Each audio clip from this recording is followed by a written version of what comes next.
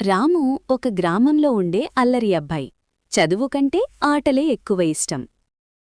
ఒకరోజు స్కూల్కి వెళ్లకుండా మైదానంలో ఆడుకుంటున్నాడు.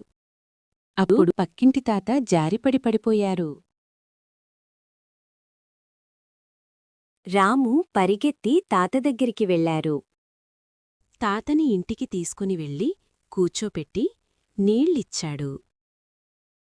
అప్పుడు తాత ఇలా అన్నాడు. నువ్వు మంచి మనసున్నవాడివి, కాని బాధ్యత కూడా నేర్చుకోవాలి. ఆ మాటలు రాము మనసులో నిలిచాయి.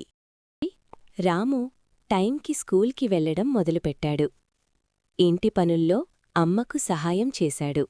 ఒకరోజు స్కూల్లో టీచర్ అడిగింది, బాధ్యత అంటే ఏమిటి? రాము లేచి టీచర్తో ఇలా చెప్పాడు, మన పని మనమే చెయ్యడం. టీచర్ మెచ్చుకుంది. ఇప్పుడు రాము ఊరిలో మంచి పిల్లాడిగా మారాడు.